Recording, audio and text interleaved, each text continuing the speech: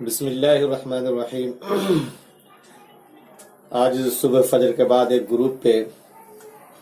احمد آباد سے تعلق رکھنے والی عائشہ نامی خاتون، جن کا ویڈیو سوشل سائٹ پہ کافی وائرل ہے، ان کے حوالے سے چند باتیں سامنے میں آئیں، اور یقیناً وہ باتیں ایسی ہیں کہ جو بھی انسان ہوگا جس کے دل میں انسانیت کا درد ہوگا، وہ ایک باپ کے ناطے، بھائی کے ناطے، ایک انسانی فرد ہونے کے ناطے اس ویڈیو کے اندر جو باتیں آئی ہیں اس کو سن کر کے اندر سے ہل جائے گا، دہل جائے گا وہ کہ آخر ہمارے معاشرے میں اس طریقے کے عناصر پنپ کیوں رہے ہیں جو ہنستے کھیلتے کسی کی بھی زندگی کو برباد کر دیتے ہیں۔ میں جہاں تک سمجھتا ہوں، میرے پاس کئی ساتھیوں کے کالز بھی آئے ہیں اور انہوں نے سوالات بھی بھیجے، اور میں نے مختصر تحریر بھی سلسلے میں اپنے فیس بک وال پہ لکھی تھی۔ ہوتا یہ ہے کہ ہمارے معاشرے کے اندر قبل نکاح اور بعد نکاح جن لوگوں کی جو ذمہ داریاں ہونی چاہیے، ان ذمہ داریوں کو صحیح طریقے سے ہم سمجھ نہیں پاتے ہیں۔ مثلا قبل نکاح ایک بچی اپنے ماں باپ، بھائی بہن، چچا، یعنی کہ ان تمام لوگوں کے ساتھ رہتی ہیں جو ہر وقت ان کے ساتھ کھڑے ہوتے ہیں، سرد گرم ماحول کو اچھی طریقے سے سمجھ رہے ہوتے ہیں۔ کبھی وہ پریشان ہوتی ہے، ان کی پریشانی کا ازالہ کرتے ہیں،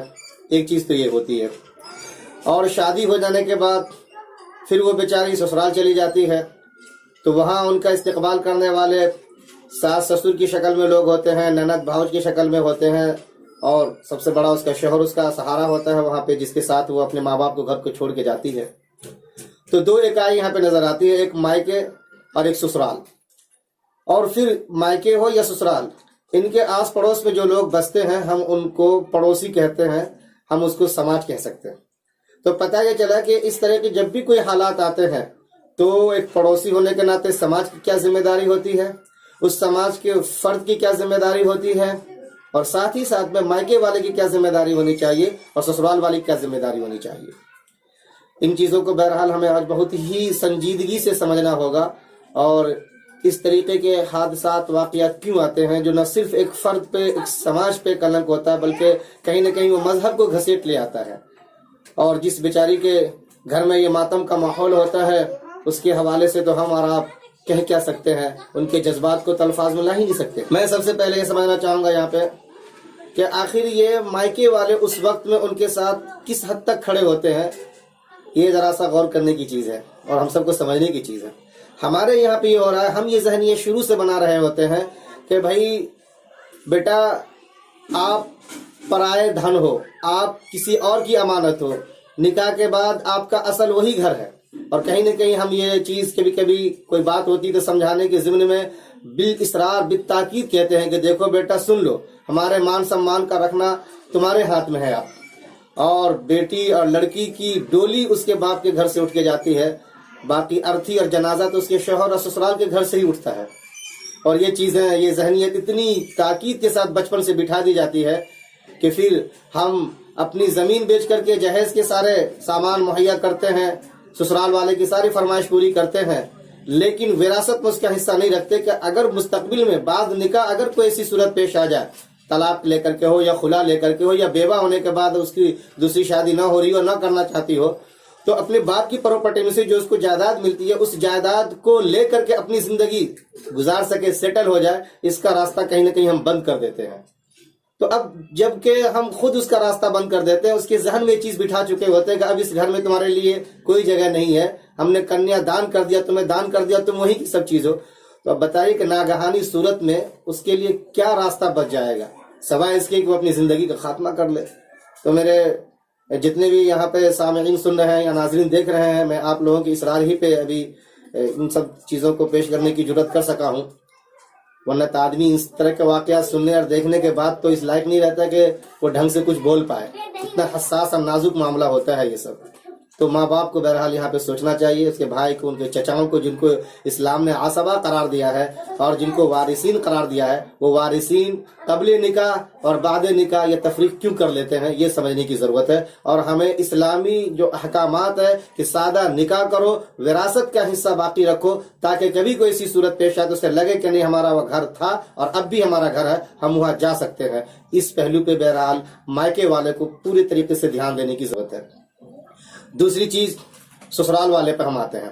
سسرال والے کا معاملہ آج کل یہ بن گیا ہے کہ ہم سب کی جو ایک اپنی طرز زندگی، لائف اسٹائل بنتا جا رہا ہے، جو میڈیا کو دیکھ کر کے ہو یا اسی طریقے سے کہہ لیجئے کہ طرح طرح کے سماج میں، معاشرے میں تبدیلیاں ہو رہی ہیں، تہذیبی، ثقافتی، اقداری، ان سب کو دیکھ کر کے ہو یا فلموں کے ذریعے سے ہو، ہم نے کہیں نہ کہیں ذہن یہ بنا لیا ہے کہ ہمارا لائف اسٹینڈرڈ ایسا ہونا چاہیے، اور اس کے لحاظ سے کمائی نہیں ہوتی، پیسے نہیں ہوتے، تو دماغ میں پھر کہیں نہ کہیں یہ چل رہا ہوتا ہے کہ بس کہیں سے کوئی مال پرایا ہاتھ آ جائے ہمارے لیے۔ اور سسرال والوں کے لیے، لڑکے والوں کے لیے مائکے سے ملنے والا جہیز یا نقد یا تلک، یہ کہہ لیجئے کہ بڑا شارٹ کٹ راستہ نظر آتا ہے۔ وہ اس کے لیے لڑکی کے ساتھ اچھی طریقے سے، اچھے سلوک کے ساتھ پیش بھی نہیں آتے ہیں،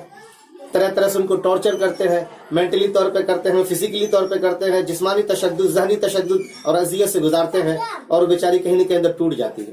تو یہ سسرال والے جو مسلمان ہوتے ہیں، یہ کیوں نہیں سوچتے کہ ہمارے گھر میں بھی بیٹیاں ہیں، ہمارے گھر میں بھی بہنیں ہیں، آخر ان کے ساتھ کہیں اور ایسا ہوگا تو پھر کیا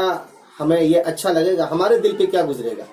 حدیث میں تو ہے، آقا صلی اللہ علیہ وسلم نے فرما دیا ہے، لا یؤمن احدکم حتی یحب لاخیہ ما یحب لنفسہ، کہ بھائی جو تم اپنے لیے چاہتے ہو، اپنے گھر کے لیے، اپنے ماں بہن کے لیے، بیٹی کے لیے، وہ دوسرے کے ماں بہن یا بیٹی کے لیے بھی سمجھو، تبھی جا کے تمہارا ایمان مکمل ہوگا۔ تو یہاں پہ نہ جانے کیوں ہم یہ سوچتے ہیں کہ نہیں ہم نے تو اپنی بیٹی کو دیا ہے، بہن کو دیا ہے، تو ہمارے گھر بھی ہماری بہو جو ہے یہ سب چیز لے کر کیوں نہ آئے گی۔ اگر یہ ذہن اور یہ سوچ ہم بنا رکھے ہیں تو ہم انسان قطعاً نہیں ہے، اور کہیں نہ کہیں ہمارے ایمان کے اندر بھی کھوٹ ہے۔ ایسے لوگوں کو لگام لگانے کی ضرورت ہے۔ ایسی صورت میں سماج والے کو آگاہ آنے چاہیے اور آگے آنے ہوں گے، ورنہ شکیل رشید صاحب نے بڑا اچھا لکھا کہ صرف ایک عائشہ کا کیس نہیں ہے، کتنے عائشہ ایسی ہیں جو تڑپ رہی ہیں اور آئندہ ان کی زندگی بھی جہیز کی بھیٹ چڑھ سکتی ہیں۔ تو یہ سسرال والے کے حوالے سے جو اسی سماج کے فرد ہیں، یہ سمجھنے کی ضرورت ہے آج۔ اور ساتھ ہی ساتھ جو لوگ ایسی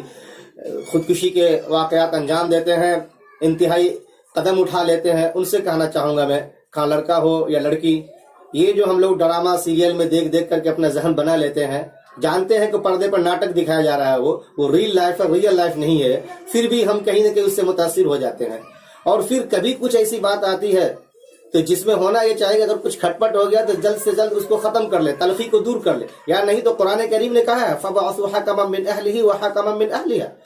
بھئی دو چار لوگ ادھر سے لڑکے والے کی طرف سے، دو چار لوگ لڑکی والے کی طرف سے بیٹھے، اس کا حل نکالیں، حکم بنے، پنچایتی کریں، اس کا نظام اپنا قرآن نے دیا ہے۔ لیکن اس فارمولے کو نہیں اپناتے ہیں، اور فلموں میں جو دکھایا جاتا ہے کہ ہم خودکشی کر لیں گے، لیٹر لکھ رہے ہیں، ویڈیو بنا کے دکھا رہے ہیں، تو بھائی وہ ناٹک ہوتا ہے۔ اس ناٹک کا زندگی میں اتنا اثر نہ لے لیں کہ آپ اپنی اصل لائف میں یہ کر جائیں۔ اور یہ ذہنیت عام ہوتی جا رہی ہے کہ بجائے اس کے کہ ہم صبر و سکون کے ساتھ رہیں، سماج میں بات کو لائیں، ہم لڑیں، زندگی جو اتنی انمول اور نعمت ہے اس کو سمجھیں، اس کو جھٹکے میں ختم کر دیتے ہیں۔ تو یہ وہ ساری چیزیں ہیں جو ہمیں بہرحال سمجھنے ہوں گے، سماج کو بھی سمجھنا ہے، ماں باپ کو بھی سمجھنا ہے، سسرال والے کو بھی سمجھنا ہے، اور جو لڑکا یا لڑکی اس طرح کے انتہائی اقدام کرتے ہیں اور یہ خودکشی والا جو قدم اٹھا لیتے ہیں، ان کو بھی سمجھنا ہے۔ حدیث کے اندر باضابطہ آیا ہے کہ خودکشی کرنے والا مرنے کے بعد بھی چین سے نہیں رہتا۔ وہ شاعر نے کہا نا کہ اب تو گھبرا کے کہتے ہیں مر جائیں گے، مر کے بھی چین نہ آیا تو کدھر جائیں گے۔ حدیث کے اندر آپ دیکھ لیجیے آتا ہے کہ جو چھری سے اپنے آپ کو ذبح کرتا ہے وہ مسلسل آگ کی چھری سے اپنے آپ کو ذبح کرتا رہے گا، جو پہاڑ پر سے گر کے خودکشی کر کے اپنے آپ کو مار ڈالتا ہے اس کو مسلسل اوپر سے گرایا جاتا رہے گا۔ یہ سارے کے سارے الفاظ کس لیے آئے ہیں؟ تو اس لیے کہ زندگی ہماری نہیں ہے، یہ زندگی اوپر والے کی دی ہوئی ایک نعمت ہے۔ اس زندگی کو ہر حال میں بہرحال ہمیں بچا کر کے اچھے انداز سے، اچھے حسن اخلاق سے، عبادات سے سنوار کر کے خدا کے یہاں وقت موت پہ ہمیں سونپ دینا ہے، نہ یہ کہ اپنے طور سے اس کا خاتمہ کر دیں اور خودکشی کر لیں ہم۔ ایسا کرنا یہ انتہائی نقصان دہ اس دنیا کے لیے بھی ہے کہ ماں باپ پیچھے اور رہنے والے روتے رہ جاتے ہیں، اور خود اس کرنے والے کے لیے جو ایسا عمل کرتا ہے بہت ہی خطرناک ہوتا ہے۔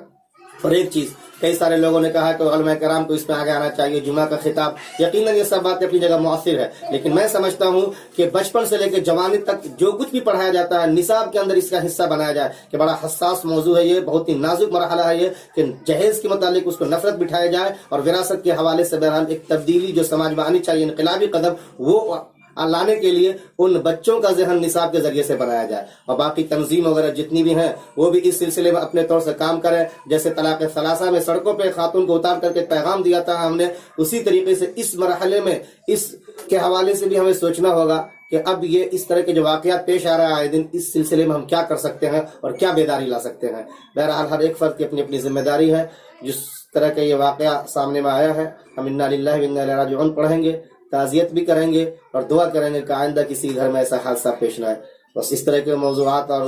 پیغام کو عام کرنے کی کوشش کریں۔ اگر چند لوگوں کے دل بھی اگر بدل جاتے ہیں، دنیا بدلتی ہے، تو شاید ہمارا اور آپ کا یہ کام ہماری نیکی میں اضافے کا باعث بنے۔ جزاک اللہ۔